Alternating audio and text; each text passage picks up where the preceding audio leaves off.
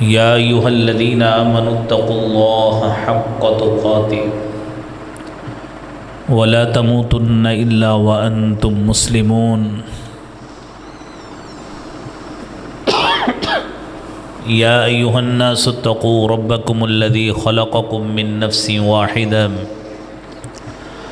وخلق منها زوجها وبث منهما رجالا كثيرا ونساء واتقوا الله الذي تساءلون به والأرحام إن الله كان عليكم رقيبا يا أيها الذين آمنوا اتقوا الله وقولوا قولا سديدا يصلح لكم أعمالكم ويغفر لكم ذنوبكم ومن يطع الله ورسوله فقد فاز فوزا عظيما اللهم صل على محمد وعلى آل محمد كما صليت على إبراهيم وعلى آل إبراهيم إنك حميد مجيد اللهم بارك على محمد وعلى آل محمد كما باركت على إبراهيم وعلى آل إبراهيم إنك حميد مجيد رب اشرح لي صدري ويسر لي أمري واحلل عقدة من لساني يفقهوا قولي رب زدني علما سبحانك لا علم لنا إلا ما علمتنا إنك أنت العليم الحكيم أما بعد إن أحسن الكلام كلام الله وأحسن الهدي هدي محمد صلى الله عليه وآله وسلم وشر الأمور محدثاتها وكل محدثة بدعة وكل بدعة ضلالة الضلالة في النار أعوذ بالله السميع العليم من الشيطان الرجيم بسم اللہ الرحمن الرحیم لا يحب اللہ الجہر بالسوء من القول الا من ظلم وكان اللہ سمیعا علیما صدق اللہ العظیم۔ حمد و ثنا، تعریف، کبریائی، بڑائی اللہ رب العالمین کی ذات کے لیے ہے۔ درود و سلام امام کائنات، امام المرسلین، شفیع المذنبین، رحمت للعالمین، جناب محمد الرسول اللہ صلی اللہ علیہ وآلہ وسلم کی ذات اقدس پر۔ حضرات محترم، رسالت مآب صلی اللہ علیہ وآلہ وسلم نے اپنے ایک صحابی کو ایک دن نصیحت کی، فرمایا انصر اخاک غالبا او مظلوما، اپنے بھائی کی مدد کرو خواہ وہ ظالم ہے یا مظلوم ہے۔ آپ سے سوال کیا گیا اللہ کے رسول صلی اللہ علیہ وسلم، اس بات کی تو سمجھ آتی ہے کہ ہمارا بھائی مظلوم ہے، ظلم کی چکی میں پس رہا ہے اور کوئی شخص اس کے حقوق غصب کر رہا ہے تو ہم اس کا ساتھ دیں، یہ بات سمجھ آتی ہے، لیکن یہ بات سمجھ نہیں آئی کہ ظالم کی مدد کیسے کرے۔ آپ صلی اللہ علیہ وآلہ وسلم نے فرمایا کہ ظالم کی مدد یہ ہے کہ آپ اس کو ظلم کی عادت سے روکیں۔ جس ظلم کرنے کی ڈگر پہ وہ چل پڑا ہے، آپ کا بھائی ہے، اس سے غلطی ہوئی ہے، تو آپ اس کو ظلم والی عادت سے روکیں اور اس کو صحیح رستے پہ، صحیح سمت میں چلائیں، یہ آپ کے لیے بھی بہتر ہوگا اور اس بھائی کی بھی مدد ہوگی جو آپ اپنی طرف سے کریں گے۔ حضرات محترم، بات یہ ہے اس وقت مسلمانوں میں، مسلم کمیونٹی میں تقریباً 57 ریاستیں ہیں جو مسلمان ڈکلیئرڈ ہیں اور مسلمان اور مسلم کے نام پر، اسلام کے نام پر قائم اس وقت موجود ہیں، اور یہ بات انتہائی دکھ اور افسوس کے ساتھ آپ خود بھی محسوس کر رہے ہیں، اور جو شخص آپ سے مخاطب ہے وہ بھی اتنے ہی دکھ اور افسوس کے ساتھ اس کا اظہار کر رہا ہے کہ ارض فلسطین اور ارض مقدس اس وقت کس جبر کی کیفیت کا شکار ہے، اور اہل فلسطین کس طرح ظلم کی چکی میں پس رہے ہیں۔ سوال یہ ہے کہ ہم اس کیفیت میں شرعی احکامات کو مد نظر رکھتے ہوئے کیا کر سکتے ہیں، اور شریعت ہمیں اس حوالے سے کیا حکم دیتی ہے، انفرادی لحاظ سے بھی، اجتماعی لحاظ سے بھی، قومی لحاظ سے بھی۔ اس حوالے سے ہم چند معروضات آپ کے سامنے ہوں گی۔ تاریخ وہ چاہے اسلام کی ہو، وہ تاریخ چاہے خلفائے راشدین میں سے، یا تاریخ بر صغیر کی ہو، یا تاریخ عرب ریاستوں کی ہو، تاریخ اسی لیے ہوتی ہے کہ اس کے اسباق اور اس کے دروس جو واقعات ہو چکے ہیں ان سے سبق حاصل کیا جائے، ان سے عبرت حاصل کی جائے۔ اگر ہم مشرق وسطیٰ کی تاریخ کا مطالعہ کریں تو مشرق وسطیٰ میں بیت المقدس کو فتح کیا ہے حضرت سیدنا عمر فاروق رضی اللہ تعالی عنہ نے، اور یہ ارض مقدسہ، یہ بیت المقدس والی زمین، یہ علاقہ، یہ مسلمانوں کے قبضہ میں رہا ہے، اگرچہ درمیان میں صلیبی جنگیں بھی ہوئیں اور عیسائیوں نے اپنے طور پر وہاں پہ اپنا تسلط جمانے کی کوشش بھی کی، بہت کچھ ہوا، تاریخ اس سے بھری پڑی ہے، لیکن سیدنا عمر فاروق رضی اللہ تعالی عنہ کے ساتھ جو معاہدات اس وقت کے لوگوں نے کیے تھے، وہ لوگ اتنی جرت نہیں کر سکے کہ ان معاہدوں کو توڑ سکیں۔ یہ بدقسمتی کہہ لیں اور مسلمانوں کی بے حمیتی کہہ لیں اور عدم اتفاق اور آپس کے اختلافات کا نتیجہ کہہ لیجئے کہ ان چیزوں سے فائدہ اٹھاتے ہوئے 1948 میں جب اسی ارض مقدسہ کے پریمیسز میں، اسی علاقے میں اسرائیل کے نام سے ریاست کو وجود بخشا گیا، تو وہ سارے معاہدات جو اس سے پہلے حضرت عمر فاروق رضی اللہ تعالیٰ عنہ کے دور سے ہوئے تھے، جس کو سلطنت عثمانیہ کے آخری خلیفہ سلطان عبد الحمید رحمۃ اللہ علیہ نے، اس نے بھی سارا کچھ قربان کر دیا، لیکن ان معاہدات کو ٹوٹنے نہیں دیا تاکہ اس ارض مقدسہ کا ایک تقدس، ایک بھرم وہ مسلمانوں کے حوالے سے قائم رہے۔ لیکن جب 1948 میں اس ناجائز ریاست کا قیام عمل میں لایا گیا تو اس وقت وہ معاہدات سارے پس پش ڈالے گئے۔ میں نے پچھلے جمعہ میں آپ احباب کے سامنے مختصر یہ بتایا تھا کہ کس کس سن میں اسرائیل کی پارلیمنٹ میں فلسطین کے حوالے سے کس طرح دھوکے کے ساتھ، چکمے کے ساتھ ایسے ایسے بل اور قانون پاس کیے گئے جس میں اسرائیل کی حیثیت کو قانونی بنایا گیا اور فلسطین میں اس کا تسلط قائم کروایا گیا۔ نبی کریم صلی اللہ علیہ وآلہ وسلم کی وہ حدیث یاد آتی ہے، سنن ابی داود کی حدیث ہے اور حدیث نمبر ہے 4297۔ آپ علیہ الصلاۃ والسلام فرماتے ہیں، حضرت ثوبان رضی اللہ تعالی عنہ حدیث بیان کرتے ہیں کہ وقت آئے گا کہ تم پر کافر لوگ اس طرح ٹوٹ پڑیں گے جس طرح بھوکے لوگ دسترخوان پر ٹوٹ پڑتے ہیں، اس طرح تمہارے اوپر کافر ٹوٹ پڑیں گے۔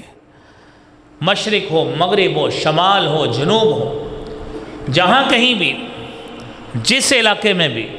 مسلمان ناتواں اور کمزور ہوں گے، اور ان کے پاس افرادی قوت ہو یا دفاعی قوت ہو وہ کمزور ہو، وہاں پہ کافر اس چیز سے فائدہ اٹھاتے ہوئے مسلمانوں پہ چڑھائی کریں گے۔ تو نبی کریم صلی اللہ علیہ وآلہ وسلم سے پوچھا گیا، اللہ کے رسول صلی اللہ علیہ وسلم اس وقت کیا ہم تعداد میں تھوڑے ہوں گے؟ آپ صلی اللہ علیہ وسلم نے فرمایا تم تعداد میں بہت زیادہ ہوگے، تمہاری تعداد بہت ہوگی، لیکن اللہ رب العالمین تمہارا رعب دشمن کے دلوں سے نکال کے رکھ دے گا، تمہارا رعب کی کوئی حیثیت نہیں رہے گی۔ اور پھر کیا ہوگا؟ اور اللہ رب العالمین تمہارے اندر وہن کا مرض جو ہے وہ تمہارے دلوں میں ڈال دیں گے۔ صحابہ کرام پوچھتے اللہ کے رسول صلی اللہ علیہ وآلہ وسلم وہن کیا ہوتا ہے؟ فرمایا حب الدنیا و کراہیت الموت، دنیا کی محبت اور موت کی، شہادت کی، مرنے کی ناپسندیدگی، اپنی زندگی کا خاتمہ نہ چاہنا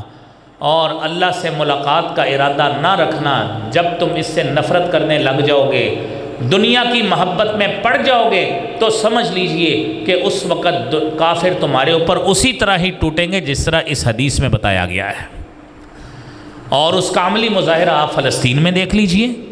اس کا عملی مظاہرہ آپ کشمیر میں دیکھ لیجئے،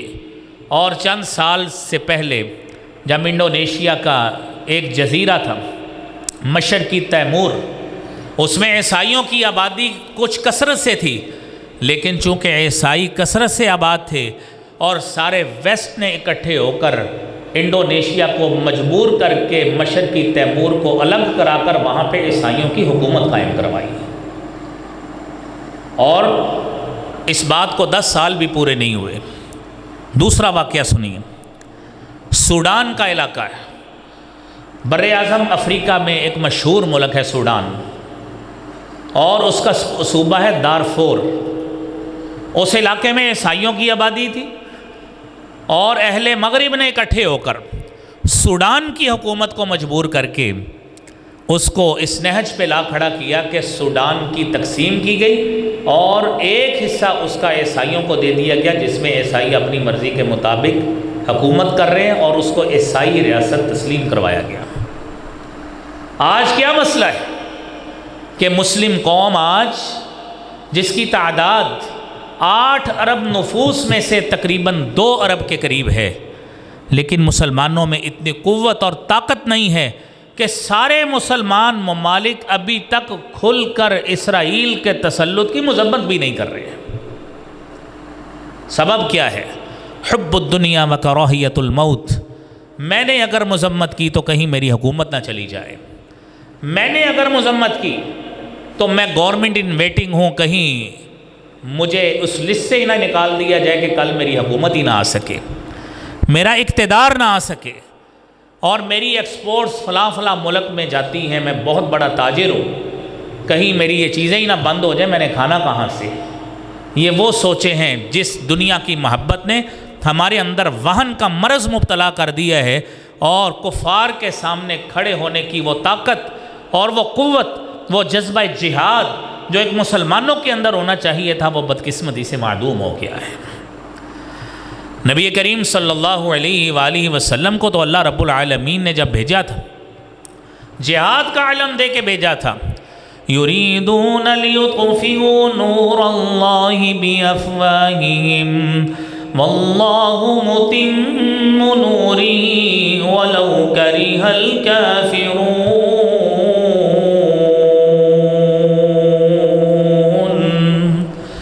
رسول اللہ صلی اللہ علیہ وآلہ وسلم کو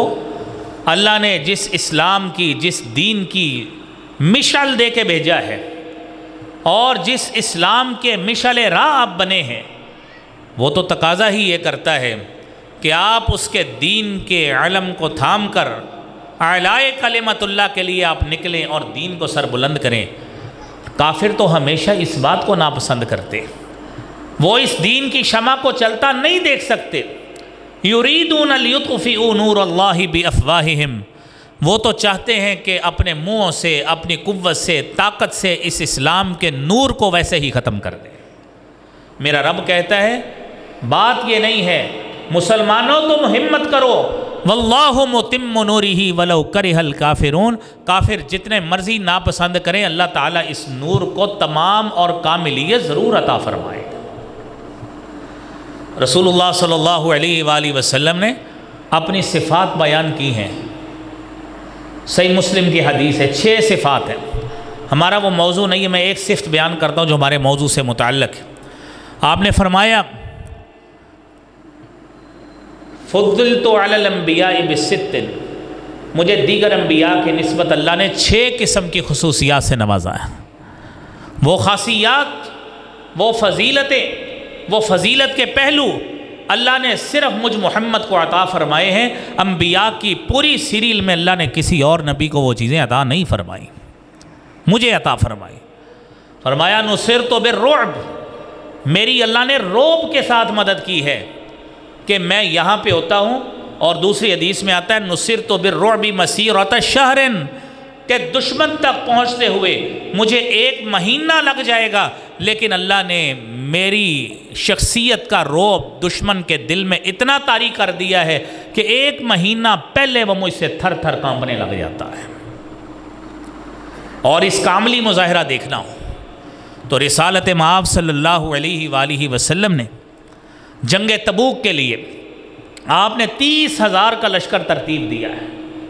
9 ہجری کی بات ہے، اور یہ وہی لشکر ہے جسے جیش الاسرہ کہا جاتا ہے۔ 30,000 کا لشکر ترتیب دیا، اور اس وقت کی سپر پاور رومیوں کے خلاف آپ نے 30,000 نفوس پر مشتمل لشکر ترتیب دیا ہے، اور رومیوں کی تعداد 2 لاکھ ہے۔ 2 لاکھ کی تعداد میں 30,000 کا لشکر آپ نے ان کے مقابلے میں 2 لاکھ کے مقابلے میں ترتیب دیا ہے۔ لیکن جب ان کے کان میں یہ بات پڑی، انہیں جب علم ہوا کہ سالار قافلہ محمد الرسول اللہ صلی اللہ علیہ وآلہ وسلم ہے، وہ لڑنے کے لیے میدان میں ہی نہیں آئے، اور اسی لیے یہ جنگ، یہ غزوہ تبوک تاریخ میں نام کے ساتھ تو ملتا ہے، لیکن لڑنے کے لیے وہ میدان میں ہی نہیں اتری، اس لیے جنگ نہیں ہو سکی۔ یہ مسلمان کا رعب تھا، یہ مسلمانوں کا دبدبہ تھا، اور ہم اس نبی کے پیروکار ہیں جس نبی کا رعب اللہ رب العالمین نے 1 مہینے کی مسافت پہ دشمن کے دل میں طاری کر دیا تھا، وہ تھر تھر کانپتا تھا۔ آج مسلمانوں کو کیا ہو گیا؟ حضرت ثوبان رضی اللہ تعالیٰ عنہ حدیث بیان کرتے ہیں، سنن نسائی کی حدیث ہے، 3175 نمبر۔ آپ نے فرمایا عصابتان من امتی احرزہم اللہ من النار، میری امت کے 2 گروہ ہیں، اللہ رب العالمین انہیں جہنم کی آگ سے محفوظ فرمائے گا۔ فرمایا عصابت تغزو الہند، ایک جماعت وہ جماعت ہے جو ہند کے ساتھ غزوہ کرے گی، وعصابت تکون مع عیسی بن مریم علیہ السلام، اور دوسری جماعت وہ جماعت ہے جو حضرت عیسیٰ ابن مریم کے ساتھ مل کر دجال کا خاتمہ کرے گی، وہ جماعت ہوگی۔ اس کا مطلب یہ ہے کہ جہاد، اللہ کے راستے میں لڑنا، اللہ کے راستے میں جہاد کرنا، اور اللہ کے گھروں کی حفاظت کرنا، معصوم لوگوں کی زندگیوں کا تحفظ کرنا، اور ارض مقدسہ کا تحفظ کرنا، یہ ساری باتیں اس میں شامل ہیں۔ جہاں پہ بھی مظلوم مسلمان ہیں، وہ ہند میں ہوں، وہ کشمیر میں ہوں، وہ فلسطین میں ہوں، جہاں کہیں بھی مسلمان جہاد کریں گے اللہ رب العالمین انہیں انشاءاللہ یہ عظمت اور فضیلت ضرور عطا فرمائے گا۔ میرے عزیز بھائیوں، علامہ اقبال نے کہا تھا کہ دنیا کو ہے پھر مارکہ روح بدنوں پیش، کہ دنیا کو ہے پھر مارکہ روح بدنوں پیش، تہذیب نے پھر اپنے درندوں کو ابھارا، تہذیب نے پھر اپنے درندوں کو ابھارا،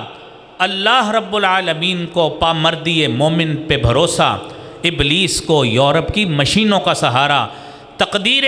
کیا ہے کوئی کہہ نہیں سکتا، مومن کی فراست ہو تو کافی ہے اشارہ۔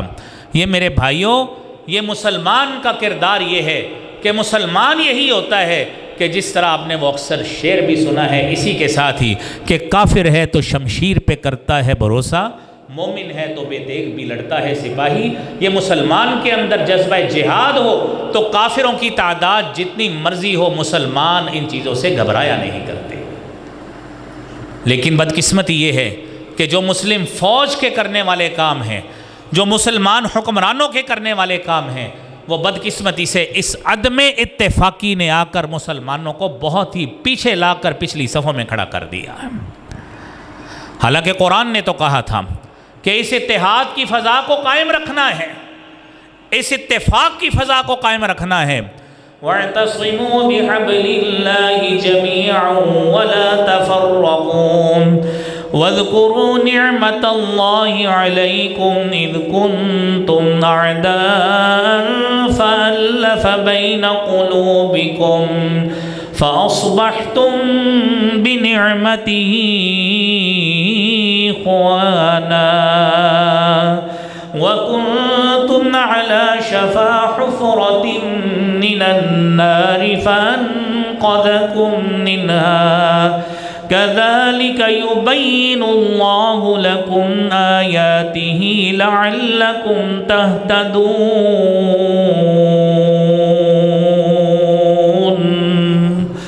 مسلمانوں کو حکم ہے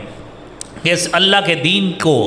مضبوطی سے تھام لو، تفرقے میں نہ پڑو۔ لیکن مسلمانوں نے اسی اپنی دنیاوی تجارتوں کو دیکھ کر، کسی ملک نے اپنی امپورٹس کو دیکھ کر، کسی ملک نے اپنی ایکسپورٹس کو دیکھ کر اپنی درآمدات اور برآمدات کو ترجیح دیتے ہوئے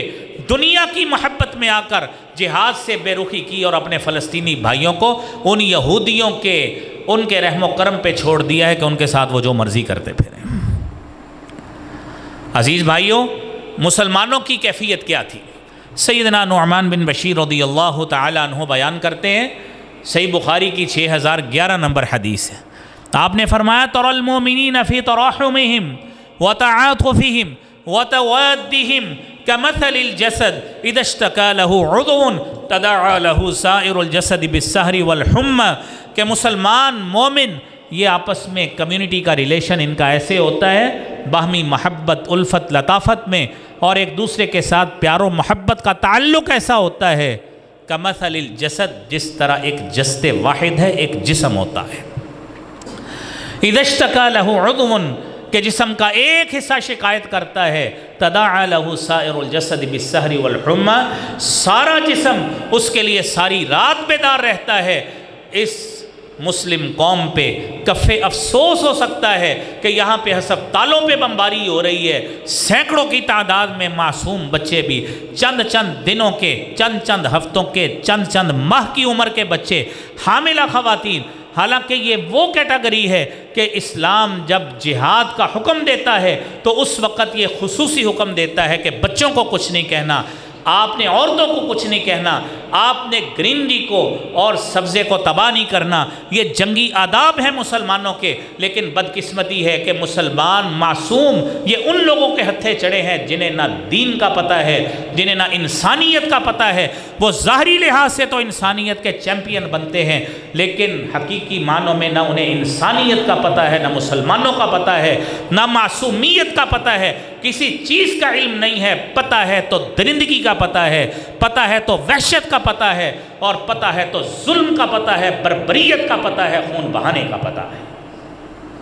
یہ ان اسرائیلیوں کی بات ہے کہ جن کے ساتھ آج سارے یورپین ممالک کھڑے ہوئے ہیں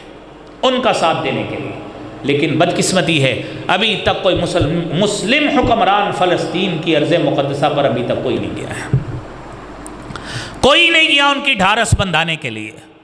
کوئی نہیں گیا کہ جا کے ان کے زخموں پہ مرہم رکھ سکے، کوئی نہیں گیا۔ ابھی سمپل قراردادیں چل رہی ہیں، ٹیلی فون چل رہے ہیں، مذمتیں چل رہی ہیں۔ میرے عزیز بھائیوں، مسلمانوں کی کیفیت تو یہ تھی جو حدیث سنی ہے کہ ایک حصہ درد کی شکایت کرتا ہے تو مسلمان کو تو نیند نہیں آتی ہے۔ یہ کیسے مسلمان ہیں کہ جن کے پوری کی پوری ریاست کو اس کو ساری کے ساری خون کی ندیاں بہائی جا رہی ہیں، لیکن مسلمانوں کے کانوں میں جوں بھی نہیں رہی۔ کوئی ورلڈ کپ دیکھنے میں مصروف ہیں، کوئی حج کا ثواب دینے میں لگے ہوئے ہیں، کوئی کسی کام میں لگا ہے، کوئی کسی کام میں لگا ہوا ہے۔ یہ اتنی دنیا کی مصروفیت۔ دوبارہ وہی بات، حب الدنیا و کراہیت الموت، مرنا بھولا ہوا ہے، دنیا کی محبت اتنی پڑی ہے کہ دنیا ساری مل جائے، دنیا کی رنگینیاں مل جائیں، آج فلانا شخص میچ جیت جائے، آج فلانا لیڈر کا استقبال کر لے، آج فلانا لیڈر جیل سے باہر آ جائے، یہ ہماری قوم اس پہ لگی ہے، انہیں اس بات پہ سوچنے کا وقت ہی نہیں مل رہا۔ میرے عزیز بھائیوں، مسلمانوں کا تعلق کیا ہونا چاہیے؟ باہمی خیر خواہی، باہمی محبت، اپنی ایسے موقع پر جب میرے بھائیوں جب بیرونی دشمن آپ پہ حاوی ہو رہا ہے تو اپنی نفرتیں ختم کر دیتے ہیں، اپنی اندر کی قدورتیں ختم کر دیتے ہیں اور اپنی رنجشیں ختم کر دیا کرتے ہیں۔ صحیح بخاری کی حدیث ہے، رسالت مآب صلی اللہ علیہ وآلہ وسلم نے فرمایا، صحیح مسلم کی بھی 5258 نمبر حدیث ہے، فرمایا لا تباغضوا، آپس میں ایک دوسرے سے بغض نہ رکھو، ولا تحاسدوا ولا تدابروا، نہ آپس میں ایک دوسرے سے حسد کرو، نہ آپس میں ایک دوسرے سے منہ موڑو، وَقُونُوا عِبَادَ اللَّهِ إِخْوَانًا، اے اللہ کے بندو آپس میں بھائی بھائی بن جاؤ، آپس میں بھائی بھائی بن جاؤ۔ لا يحل لمسلم، کسی مسلمان کے لیے حلال نہیں ہے ان يهجر اخاه فوق 3 لیال، کہ وہ اپنی کسی مسلمان بھائی سے 3 دنوں سے زیادہ قطع تعلقی کرے، کسی مسلمان کے لیے یہ بھی حلال نہیں۔ لیکن یہ کیسا مسلمان ہے جو سارا کچھ دیکھنے کے باوجود اس سے بڑا صبر کے ساتھ، بڑی پیار کے ساتھ، بڑی میٹھی نیند سویا ہوا ہے۔ میرے عزیز بھائیوں، حضرت عیسیٰ علیہ السلام نے اپنی قوم میں تبلیغ کی، اور جب محسوس کیا کہ بنی اسرائیل ان کے ہم نوا نہیں بن رہے، تو حضرت عیسیٰ علیہ السلام نے اپنی قوم کے لوگوں کو مخاطب ہو کے کہا، من انصاری الی اللہ، کون ہے جو میرا اللہ کے لیے مددگار بنتا ہے؟ اللہ تعالیٰ نے حضرت عیسیٰ کے اسی کلمے کو بنیاد بنا کر قرآن کریم میں اہل ایمان کو خطاب کیا ہے، جھنجھوڑا ہے۔ یا ایہا الذین آمنوا کونوا انصار اللہ کما قال عیسی ابن مریم للحوارین من انصاری الی اللہ، قال الحواريون نحن أنصار الله فآمنت طائفة من بني إسرائيل وكفرت طائفة فأيدنا الذين آمنوا على عدوهم فأصبحوا ظاهرين۔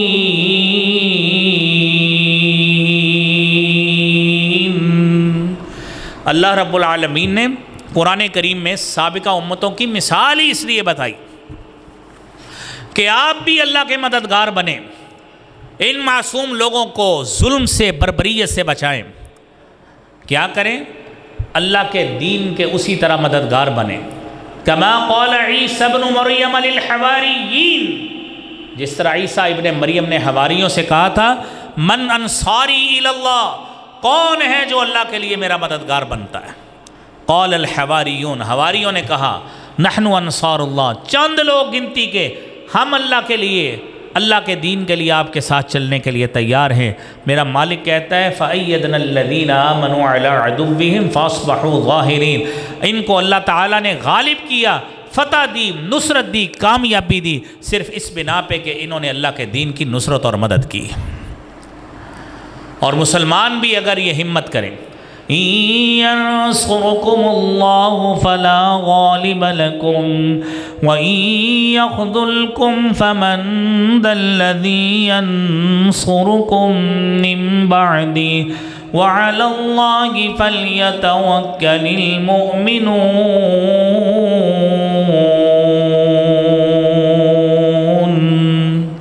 میرا رب کہتا ہے إِن يَنصُرْكُمُ اللَّهُ، تم اللہ کے لیے نکلو گے، ارض مقدسہ کو بچانے کے لیے نکلو گے، کوئی ملک، کوئی قوم، کسی کا حاکم اپنی فوج بھیجے اور اس کو اللہ پہ یقین ہو کہ میرا مالک میری فوج کی نصرت اور تائید کرے گا۔ اِن يَنْصُرْكُمُ اللَّهُ، جو عوام الناس ہوتی ہے، یہ جتنی بھی عوام جتنے بھی عام لوگ ہوتے ہیں، یہ فوج کی شیلڈ بنتے ہوتے ہیں پیچھے، ان کو مدد فراہم کرتے ہوتے ہیں، ان کو افرادی قوت فراہم کرتے ہیں، اور حقیقت میں سب سے آگے جو ہوا کرتی ہے ہراول دستہ کے طور پہ وہ فوج ہوا کرتی ہے، وہ مجاہد ہوا کرتے ہیں۔ لیکن جب فوج فیصلہ کرے، جب سپہ سالار 57 ممالک کے کوئی ایک دو فیصلہ کر لیں کہ ہم نے ارض مقدسہ کو بچانا ہے، یہ انشاءاللہ یہ قوم پیچھے رہنے والی نہیں ہے۔ یہ مسلم قوم جذبہ جہاد سے اتنی سرشار ہے کہ جب انہیں پتہ ہو ہمارے پاس ہتھیار پورے ہیں، افرادی قوت پوری ہے، پھر یہ قوم خود بھی اپنی جانیں نچھاور کرنے کے لیے میدان میں اترنے کے لیے تیار ہو جاتی ہے۔ اور میرے رب کا وعدہ ہے، اِن يَنْصُرْكُمُ اللَّهُ فَلَا غَالِبَ لَكُمْ، میرے رب کی جب مدد آتی ہے پھر یاد رکھیے دنیا کی کوئی قوت اور طاقت کوئی بھی ہو تمہارے اوپر کوئی غلبہ نہیں پا سکتی۔ لیکن اگر تم نے دنیا کو اپنے اوپر مسلط کر لیا ہے، دنیا کی محبت کو مسلط کر لیا ہے، فَمَنْ ذَا الَّذِي يَنْصُرُكُم مِّن بَعْدِي، یاد رکھیے اگر اللہ کے ہاں تمہاری ضلالت مقدر میں ہوئی تو پھر یاد رکھیے دنیا میں کوئی ایسی ذات، کوئی شخصیت، کوئی ایسی ہستی نہیں ہے جو تمہاری مدد کر سکے۔ میرے عزیز بھائیوں، سیدنا عبداللہ ابن عباس رضی اللہ تعالی عنہما کو نبی کریم صلی اللہ علیہ وآلہ وسلم نے اسی لیے نصیحت فرمائی تھی، احفظ اللہ یحفظک، کہ عبداللہ یاد رکھنا اللہ کی حفاظت کرو، اللہ آپ کی حفاظت کرے گا۔ اللہ کو ذاتی اعتبار سے کسی کی حفاظت کی ضرورت نہیں ہے، میرے مالک کو جس کی حفاظت کی ضرورت ہے وہ یہ ہے کہ ہم احکامات دین کی پیروی کریں، اس کے دین کا تحفظ کریں اور اس کے دین کے مراکز کا تحفظ کریں، قبلہ اول کا بھی تحفظ کریں، قبلہ ثانی کا بھی تحفظ کریں، مسلم جتنے بھی معصوم مظلوم ہیں ان کی بھی مدد کریں، اور ظالم جہاں پہ بھی موجود ہیں ان کو ظلم سے روکیں۔ یہ مسلمانوں کے لیے فریضہ بن چکا ہے، یہ کام وہ کریں۔ میرے عزیز بھائیوں، نبی کریم صلی اللہ علیہ وآلہ وسلم نے، آپ علیہ الصلاۃ والسلام نے اس بات کا عملی مظاہرہ اپنی زندگی میں کر کے دکھایا ہے، اور پھر جب مسلمان اللہ کے رستے میں نکلتے ہیں تو اللہ رب العالمین کا وعدہ ہے، ان الذين قالوا ربنا الله ثم استقاموا فلا خوف عليهم ولا هم يحزنون۔ آپ نے اعلان کیا ہمارا رب اللہ ہے، اور اس علم کو تھام کر آپ نکلے، صرف اللہ کی معیت ہی نہیں، سورہ حامیم سجدہ میں اس سے بڑھ کر انعام بتایا، وہ آیت بھی سنیے، ان الذين قالوا ربنا الله ثم استقاموا تتنزل عليهم الملائكة ألا تخافوا ولا تحزنوا وأبشروا بالجنة التي كنتم توعدون۔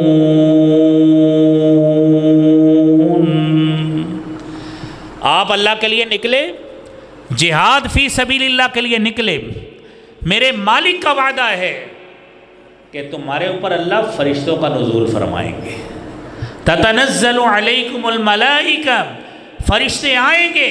اللہ کی طرف سے بشارت ہے کہ تمہیں کوئی خوف اور حزن نہیں ہوگا۔ اور میرا رب تو کہتا ہے وَلَقَدْ نَصَرَكُمُ اللَّهُ بِبَدْرٍ وَأَنْتُمْ أَذِلَّةٌ، ہم نے تمہاری اس وقت بھی مدد کی، بدر کے مقام پہ تم بہت کمزور تھے، آج تم جہاد کے لیے نکلو گے اور معصوم لوگوں کے تحفظ کے لیے نکلو گے اور مقامات مقدسہ کو بچانے کے لیے نکلو گے تو اللہ رب العالمین کی مدد ضرور شامل حال ہوگی۔ سورہ نساء میں اللہ رب العالمین نے جھنجھوڑا ہے اس امت مسلمہ کو، ما لکم لا تقاتلون فی سبیل اللہ والمستضعفین من الرجال والنساء والبلدان یقولون ربنا اخرجنا من هذه القرية الظالمة أهلها واجعل لنا من لدنك وليا واجعل لنا من لدنك نصيرا۔ میرا مالک کہتا ہے او مسلمانوں، اس 57 اسلامی ریاستوں میں رہنے والوں، ما لکم لا تقاتلون فی سبیل اللہ، اور تمہیں کون سا مرض لاحق ہو گیا ہے؟ سورہ نساء کی آیت ہے، کیا مسئلہ ہے تمہیں؟ والمستضعفین من الرجال والنساء والولدان، آپ کے سامنے فلسطین کے علاقہ میں، کشمیر کے علاقہ میں یہ کمزور ناتواں عورتیں، بچے، بوڑھے یہ التجائیں کر رہے ہیں، صدائیں کر رہے ہیں، ربنا اخرجنا من هذه القرية الظالم اهلها، اللہ ہمیں اس بستی سے نکال لے،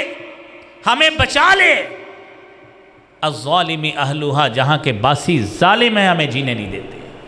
یہ ہسپتالوں پہ بمباری کر رہے ہیں، یہ مساجد پہ بمباری کر رہے ہیں، یہ ہر جائے پناہ پہ، جہاں پہ مسلمان، چھوٹے بچے، عورتیں جہاں پہ پناہ لیے وہاں پہ بمباری کر رہے ہیں۔ اللہ رب العالمین نے التجائے ان مظلوم لوگوں کی قرآن میں بیان کی ہے، اور رہتی دنیا تک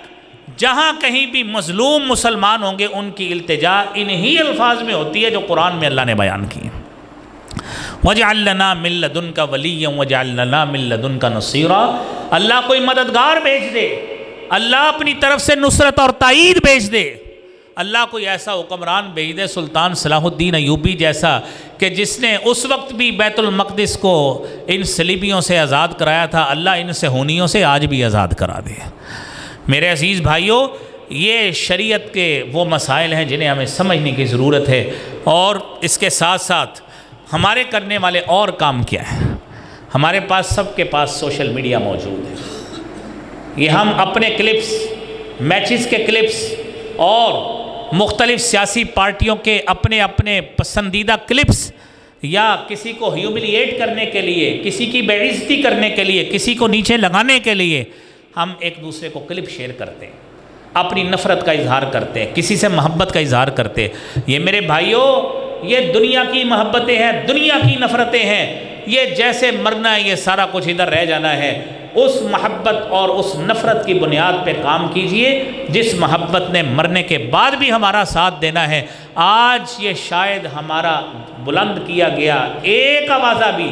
اور ایک شیئر کیا گیا ایک کلپ بھی شاید کسی حکمران تک ایسے ہی پہنچے، اور اس کے لیے یہ غیرت پیدا ہو جائے کہ ہم بھی ایسا کام کر سکیں کہ مظلوم فلسطینیوں کے لیے ہم کوئی رسد بھیج سکیں۔ آپ تصور کیجئے کہ یہاں پہ ریاستوں میں تھوڑا سا سیلاب آتا ہے، ہماری امت، ہماری قوم، پوری پاکستانی قوم ان کے لیے پانی بھی بھیجتی ہے، راشن بھی بھیجتی ہے، ان کے لیے صحت کی بحال کرنے کے لیے دوائیاں بھی بھیجتی ہے، موبائل ہسپتال کا انعقاد بھی کرتی ہے، اور ان کے لیے خیمے بھی لگاتی ہے۔ لیکن آج مسلم غیرت کہاں سو گئی ہے کہ اتنے ہزاروں لاکھوں کی تعداد میں فلسطینی موجود ہیں، ان کے پاس پانی کی رسد نہیں پہنچ رہی، دوائیاں نہیں پہنچ رہی، بجلی کی سپلائی لائن کاٹ دی گئی، پانی کی سپلائی لائن کاٹ دی گئی۔ آج فلسطینی بلک رہے ہیں اور مدد کے لیے میرے بھائیوں پکار رہے ہیں۔ یہ کام کرنے والا ہے وہ کیجئے میرے بھائیوں۔ اس کے ساتھ جس طرح میں نے پہلے یہ بات بتائی کہ ہم بطور قوم، بطور عوام،